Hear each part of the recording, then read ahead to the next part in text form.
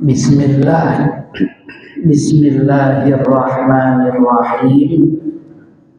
Assalamualaikum warahmatullahi wabarakatuh.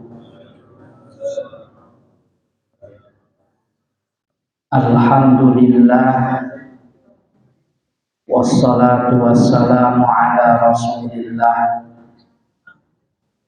Muhammad ibn Abdillah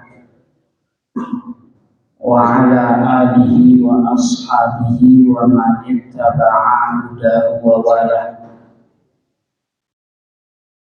Rabbi shrah li sadri wa yassir li amri wahlul 'uqdatam min lisani yafqahu qawli.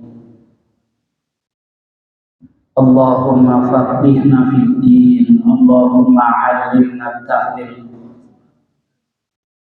Allahumma anfa'na bima 'allamtana wa 'allimna ma jahilna wa zidna ilman ya rabbal alamin. Allahumma ij'alna minal ladzina yastami'una al-qawla fayattabi'una ahsanah.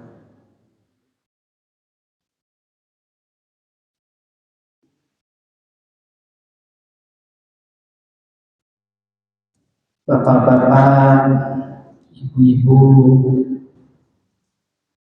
ikhwah, akhwat, saudaraku semuanya, rahimani wa rahimakumullah.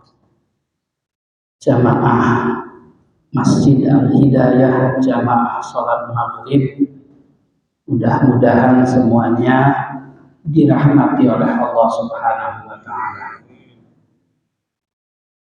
Malam hari ini pertama yang berharap ke Allah Subhanahu wa Ta'ala, mudah-mudahan umur kita sampai ke bulan Ramadan. Berapa hari lagi, Bang? 7 hari lagi. Mudah-mudahan Ramadannya bisa maksimal, bisa barokah. Kedua kalinya kita bahas para jamaah hadis ke-17, bab ketiga, bab as-sabru. Hadis ke-17 ini adalah cerita tentang kesabaran, ya Pak. Kesabarannya maknanya keteguhan, tidak gampang goyah dalam mendakwahkan syariah Islam dan juga dalam menjalankan syariah Islam. Apalagi di akhir zaman, fitnahnya, godaannya banyak. Yang tidak sedikit orang terjerumus ya, seperti itu, bukan karena dianya terkadang para jamaah, tapi karena sistem yang menjerat dia harus melanggar aturan terkadang. Para jamaah rahimani wa rahimakumullah, hadis ke-17 ini wa'an Abi Abdillah, dari sahabat Nabi namanya Abu Abdullah, kunyah, nama aslinya Khabbab bin Arti, yaitu Khabbab bin Arti radhiyallahu anhu. Qala, Khabbab bin Arti bercerita atau berkata, syakauna, kami curhat, ya, syaka yasku, Syahwa itu artinya curhat, mengadu.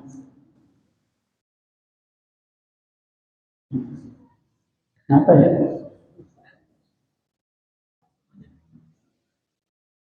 Biarin goyang-goyang sedikit. Kami mengadu ya,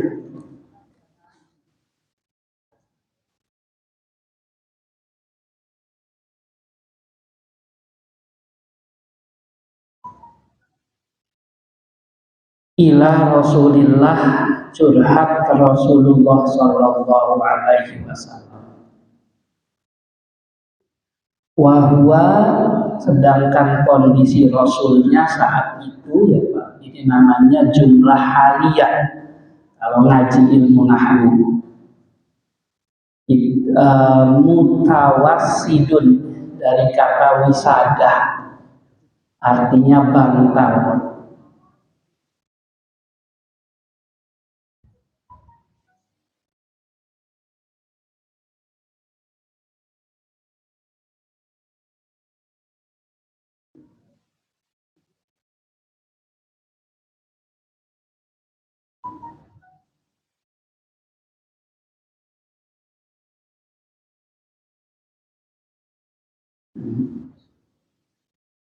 Rasulullah menjadikan bantal burdatan, kain burdah,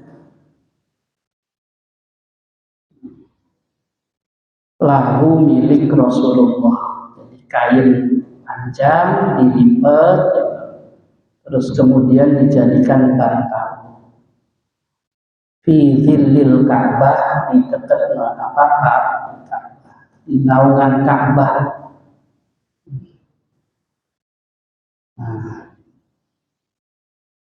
Fakulna, para jamaah Khabbab bin Arad ya Pak, bersama sahabat-sahabat yang lain ngeluh Pak, ala tastansihulana, ya Rasul, bantuin, minta tolong ke Allah biar kita menang. Seperti itu. An-Nasr itu menang Pak. Itu namanya minta doa. Minta doa dengan tawasul beda. Kalau tawasul itu berdoa ke Allah lewat jalur, seperti itu. Kalau minta doa itu mintanya ke orangnya, seperti itu bedanya. Kalau bahasa Umar bin Khattab, Allahumma inna nastasqi bi Muhammadin, ataupun nastasqi bi Muhammadin, itu bukan minta doa ke Rasul, tapi minta doa berdoa ke Allah lewat jalur Rasulullah. Seperti itu tuh tawasul. Kalau ini bukan tawasul, tapi ngomong langsung ke orang, doain ya Rasul. Nah, itu bedanya. Agar kemudian Allah menolong. Ala tad'u lana, tolong doain kami ya Rasulullah. Bukannya didoain biar dapat pertolongan, tapi Rasul ngajarin tangguh, atau bahasa lainnya sabar. Kata Rasul, dulu ada laki-laki. Dulu laki-laki ini karena berjuang agama ya, seperti itu, ditangkap sama yang nggak suka agama, sama yang senangnya berbuat jahat, zalim. Kenapa? Karena kalau orang pada menjalankan agama nggak bisa zalim, takut dosa. Seperti itu. Sehingga Islam, ajaran Allah, itu bentuk nyata realitas dunianya ketika diterapkan terdapat al-amnu, keamanan, bukan ribut. Seperti itu, karena tiap orang takut zolimi orang lain. Seperti itu. Jadi ilmunya banyak juga. Kalau suka nyakitin orang lewat jalur lisan atau perbuatannya, dipertanyakan tuh Pak, agamanya. Makanya Rasul mendefinisikan Islam itu al-muslim man salimal muslimuna min lisanihi wa yadihi. Seperti itu. Islam itu adalah, atau muslim itu adalah orang yang orang lain merasa aman terhadap diri kita yang Islam. Aman baik dari mulutnya atau dari perbuatan. Seperti itu.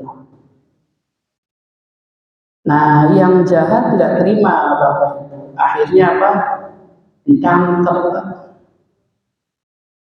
Sudah ditangkap, disiapin lubang. Ayuh farulahu fil ard. Ya Pak. Dan beneran digali, ditimbun di situ, ditutup. Fayuj alfiya. Laki-laki itu ditimbun, sudah ditimbun Pak, digergaji dia Pak.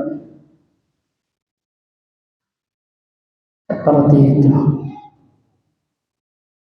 Digergaji sehingga kepalanya terbelah jadi dua.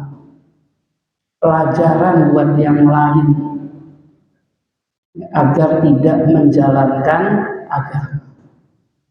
Nggak nyampe situ para jamaah, pakai sisir ya.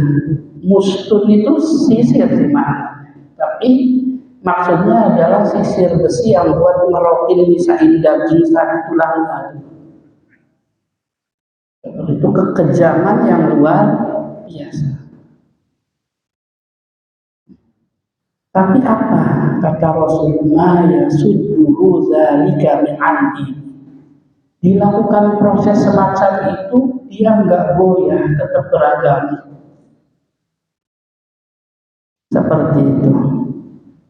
Makanya Rasul kasih nasihat. Wallahi, demi Allah, la yutimmannallahu hadzal amr. Nanti ya, kalian kan sekarang usaha, Allah akan menyempurnakan usaha kalian urusan agama ini. Kalau urusan agama sempurna, keadilan tegak, orang takut berbuat zalim, maka orang yang berjalan dari Son'a itu ibu kota Yaman ya Pak, sampai Hadramaut itu provinsi di Yaman, itu jalan santai aja, nggak takut begal, nggak takut rampok. Itu ciri Islam ditegakkan, ada keamanan. Rasul yang ngomong seperti itu. Kenapa? Karena kalau dalam Islam itu dibangunnya dua para jamaah. Dua ini, satu sistemnya. Makanya tujuan jihad itu i'la'u kalimatillah, agar aturan Allah tegak di muka bumi. Jadi sistemnya yang diterapkan aturan Allah. Itu yang dibangun dalam dakwah Islam. Yang kedua apa Pak? Orangnya ngaji, tahu hukum. La'allakum tattaqun, dibenahi ketakwaan. Sistemnya bagus Bapak Ibu, orangnya takwa, ya aman dunia ini. Karena kezaliman itu muncul dari dua hal. Satu, sistemnya bagus, orangnya, maaf ya Pak kalau bahasanya agak takut, brengsek Pak. Atau yang kedua, orangnya bagus, tapi sistemnya brengsek Pak. Sama ya. Apalagi orangnya brengsek, sistemnya udah hancur itu. Seperti itu. Habis-habisan. Orangnya tidak bertakwa, sistemnya sistem zolim. Ya nyari selamat di mana kalau seperti itu? Nah, sehingga Rasul itu suruh sabar. Seperti itu. Kalau kalau kondisi semacam itu terjadi, jariahnya siapa Pak? Jariahnya pejuang masa lalu yang berusaha ikut andil ya, menegakkan keamanan dan keadilan lewat dua tadi, membenahi ketakwaan orangnya, dan yang kedua memperbaiki sistemnya. Seperti itu. Sampai para jamaah, tapi ini bukan lebay ya Pak, bukan hulu, bukan berlebihan. Sampai serigala itu takut makan kambing. Di mana ada sistem atau kondisi ya Pak yang menyebabkan serigala takut makan kambing? Ya bisa jadi bahasanya kiasan kali, orang-orang yang berjiwa serigala takut sama orang-orang yang lemah, yang diibaratkan kambing. Saya itu pernah nanya, kenapa orang dibully? Jawabannya sederhana, karena merasa kuat dan yang dibully merasa lemah. Itu kezaliman. Satu ngerasa kuat, satu ngerasa lemah, nggak punya kekuatan. Maka terjadilah kezaliman. Tapi kalau orangnya bertakwa, sistemnya adalah aturan Allah, maka serigala pun mau makan kambing mikir-mikir. Kalau punya pikiran serigalanya. Seperti itu. Nah, sehingga Rasul itu kasih apa? Kasih nasihat sabar. Punya andillah. Seperti itu. Saat zamanmu tidak berlaku, siapa tahu anakmu nyampe situ. Cucumu nyampe situ. Seperti itu. Tidak boleh mundur, sebab dalam menjalankan syariah Islam mundurnya kemana Pak? Ya ke neraka, seperti itu. Saya pensiun aja deh jadi orang bertakwa, terus jadi apa kalau pensiun dan jadi orang bertakwa? Nah kayak gitu kan, maka tidak ada istilah pensiun dalam memperjuangkan kebaikan. Jangan pernah punya cita-cita jadi mantan orang baik. Seperti itu. Baik itu menjaga Islam itu sampai wafat. Wala tamutunna illa wa antum muslim. Seperti itu. Baik Bapak Ibu rahimani wa rahimakumullah. Dari hadis tadi ya Pak, kita bahas menjalankan syariah Islam di akhir zaman. Seperti itu. Diambil dari kitab Tuhfatul Ahwazi. Dijelaskan al-mutadayyin, orang yang beragama, menjalankan aturan Islam. Di akhir zaman, di akhir zaman la yutasawwaru hifdzudin, itu susah digambarkan bisa memelihara agama seperti itu. Sehingga fikihnya itu fikih apa Pak? Fikih realitas, bukan fikih idealis. Ya, Pak. Fikih realitas tuh idealnya haram ditinggalkan, cuman realitasnya maksa jadi halal, itu juga seperti itu. Alasannya apa? Ngomongnya darurat semacam itu. Kenapa? Karena keburukannya tersistem, sudah tersistem keburukannya. Para jamaah orangnya nyaman menjalankan sistem itu, sehingga yang menolak sistem keburukan tersebut seperti rumput hijau di padang tandus, kayak mustahil. Seperti itu. Nah, wanuri imanihi, juga susah digambarkan memelihara cahaya iman. Seperti itu. Bisa terlaksana syariah Islam ini illa bisobrin azim, kecuali dengan kesabaran yang sangat besar. Punya prinsip juga. Yang tidak punya prinsip Bapak Ibu namanya imma'ah. Pernah tahu ya Pak? Imma'ah itu aslinya sih 3 kata. In, jika, ma'a, beserta hu-nya, dirinya. Tapi jadi satu kata Bapak, namanya imma'ah. Kata Rasul itu dalam hadis, la takunu imma'ah. Kalian kalau beragama tuh jangan kayak orang imma'ah. Imma'ah itu menjalani agama kalau lagi viral aja.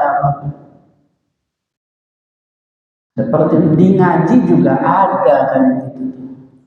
Rame politik, ngajinya politik, seperti itu. Rame ini, jadi beragama itu ikut viral-viralan aja.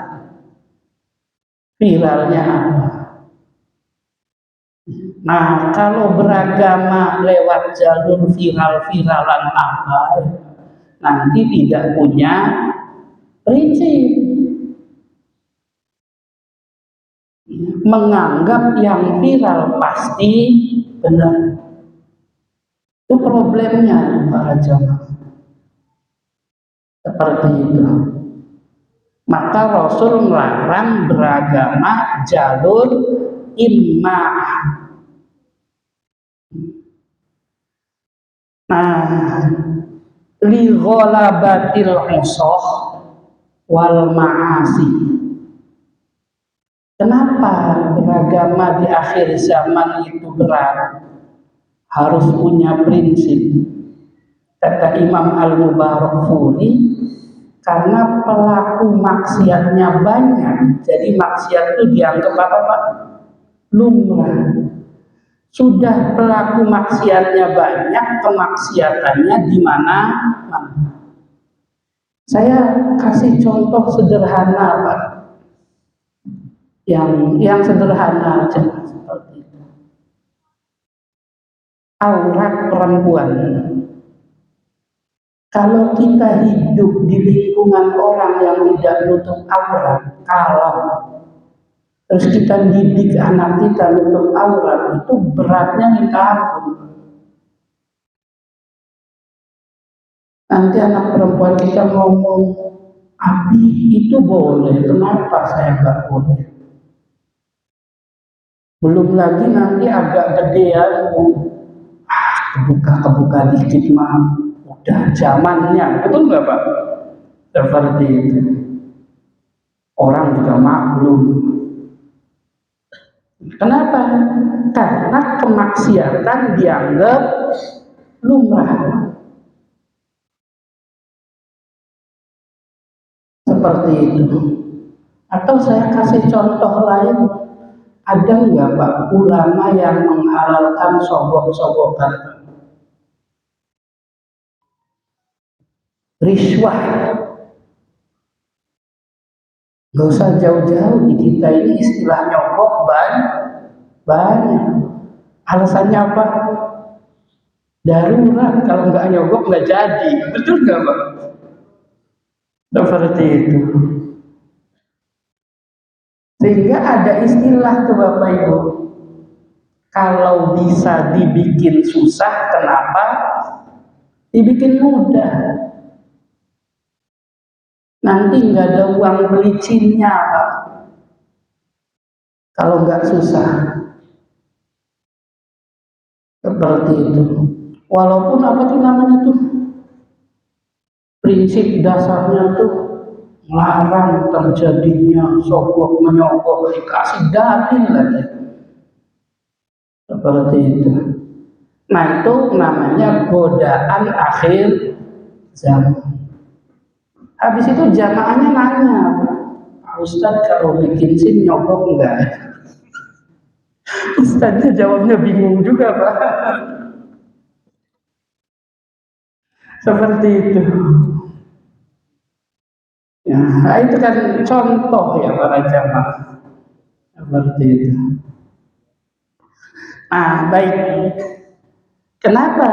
Karena pelanggarannya, kemaksiatannya dianggap lumrah. Macam itu. Sehingga yang punya prinsip hidupnya susah. Seperti itu. Nah, cuman kadang kitanya salah paham para jamaah. Ya, salah pahamnya di mana Pak? Ada orang ngerasa benar sendiri Pak, padahal yang lainnya aja benar. Terus tiap hari kerjaannya nyalahin yang sudah benar. Bisa dipahami Pak? Akhirnya yang ngerasa benar kan nggak terima. Ayolah kalau saya salah debat aja gitu. Saya salah apa benar, disalah-salahin terus. Itu contohnya. Diajak debat nggak mau. Seperti itu. Terjadinya debat sama-sama kuat. Maka itu kan wilayah perbedaan. Tapi disalah-salahin, saya benar. Sehingga kemudian dikucilkan sama masyarakat. Terus kelihatannya indah ngomongnya. Beragama di akhir zaman tuh memang harus dikucilkan orang. Nah itu bohong itu Pak. Akhlak dianya aja yang bermasalah. Seperti itu. Namanya salah paham. Orang udah benar disalah-salahin, kayak kurang kerjaan. Seperti itu. Tapi ngakunya berjuang atas nama Islam, padahal mecah belah umat Islam, menghilangkan ukhuwah, persaudaraan. Ya, soalnya perbedaan agama, perbedaan pendapat, ya, dari zaman Rasul juga sudah ada, bahkan dibenerin Rasul. Saya kan sering cerita Pak, seperti itu. Salah satunya ada dua sahabat Nabi, para jamaah musafir Pak, nggak nemu air. Itu sahih hadisnya, tidak ada yang memperselisihkan. Nggak nemu air, ya karena nggak nemu air kayak seperti itu. Terus habis selesai sholat nemu air. Kalau zaman sekarang gampang Pak, berapa nomor telepon Rasulullah, ditelepon kan? Kalau zaman sekarang, zaman itu gimana? Kalau balik dulu ke Madinah nyanyain Rasul, ya berhari-hari lagi dia jauh posisinya. Apa yang dilakukan? Berijtihad Pak. Seperti itu. Satu, berijtihad bahwa sudah sah, ya udah nggak perlu diulang. Satu, berijtihad kalau nemu air batal, maka wudhu lagi, sholatnya diulang. Itu di zaman Rasul. Seperti itu. Nyampe Madinah itu enggak langsung ke rumah, Pak. Langsung nemui Rasul, takut salah ijtihadnya. Ketemu Rasulullah, ceritalah. Setelah cerita sama Rasul ditanya, siapa yang sholatnya nggak diulang? Dijawab, saya ya Rasul. Kata Rasul, asobtas sunnah. Yang kamu lakukan sesuai sunnah. Yang satunya kan deg-degan, Pak. Kalau satunya sesuai sunnah, berarti yang satunya apa, Pak? Bid'ah kan, seperti itu. Wah, jangan-jangan saya salah lagi. Seperti itu. Terus kemudian satu ditanyain, kamu sholatnya 2 kali diulang? Iya ya Rasul. Apa jawab Rasul? Kamu karena 2 kali pahalanya 2 ya. Senang, Pak. Seperti itu. Sudah hadisnya mentok di situ, ulamanya berbeda pendapat. Afdol yang sesuai sunnah atau afdol yang pahalanya 2? Kira-kira afdol mana, Pak? Satu bilang ini biar satu sesuai sunnah, gede. Satu ulama lagi ngomong, di mana-mana 2 itu lebih besar daripada 1. Seperti itu. Dari situ berbeda sampai kiamat tuh, Pak, nggak selesai. Seperti itu. Bab akidah, Aisyah yakin istrinya Rasul sendiri. Seperti itu. Kalau Rasul itu kalau Isra Mi'raj keyakinannya jasadnya ditinggal, ruhnya saja. Sahabat yang lain keyakinannya ya jasad ya, terus saling menyesatkan, kurang kerjaan, Pak. Seperti itu. Maka prinsip dasarnya fastabiqul khair. Ya sudah, ngaji masing-masing, damai, akur, seperti itu. Berlomba-lomba dalam kebaikan. Prinsip persaudaraan, bersaudara walaupun beda pendapat, gak masalah. Yang masalah tuh kalau beda pendapatan, Pak. Seperti itu baru masalah, Bapak Ibu. Baik.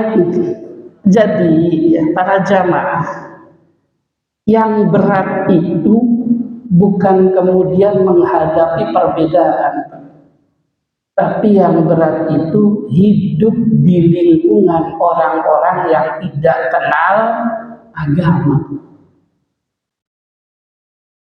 Seperti itu. Kemarin para jamaah habis kajian Sabtu tadi ya Pak, subuh. Habis itu ngobrol-ngobrol sama pengurus. Ada kan anak saya kerja di Papua Nugini, di apa tuh pertambangan, gak pernah sholat Jumat kan. Saya bilang kenapa? Yang Muslim dia sendirian, sisanya non Muslim, seperti itu. Nah kayak gitu yang perjuangannya berat, seperti itu. Sendirian mau sholat nggak ada kawannya, seperti itu para jamaah. Kalau sudah menikah, istrinya bisa diajak ya Pak, ayo sholat berjamaah, ya, seperti itu. Nah, harus berjamaah di masjid, masjidnya kemakan Pak, seperti itu. Dan kadang semacam itu, kalau tingkahnya aneh-aneh dalam menjalankan agama, minoritas kan Pak. Makanya kemudian menjalankan agamanya menjadi berat. Karena hidup di lingkungan orang yang nggak kenal agama, plus yang kedua para jamaah, sistemnya jauh dari agama. Paling yang bikin senang satu ya Pak, gajinya gede kan kayak gitu, jadinya bertahan.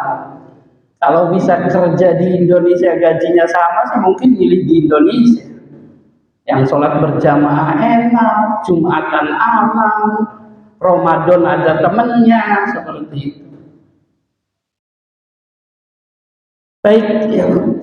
Ini salah satu hadisnya ya Pak. Kata Rasul, Ya, dari Anas bin Malik, nanti ya akan datang satu masa yang orang sanggup teguh menjalankan agama itu nggak geser-geser, itu seperti orang menggenggam bara api. Berat itu, Pak, karena terjebak sistem. Sistemnya tuh mewajibkan maksiat, bukan mensunahkan maksiat loh, Pak, tapi mewajibkan apa? Maksiat. Ini kalau nggak maksiat celaka ini, seperti gitu para jamaah. Saking bobroknya sistem, Pak. Seperti itu. Ya makanya masih bisa bersyukur kita ya di Indonesia, Pak. Sholat enak, jamaah enak, ngaji juga enak. Seperti itu. Bebas para jamaah. Gimana kalau sudah dilarang-larang? Seperti itu.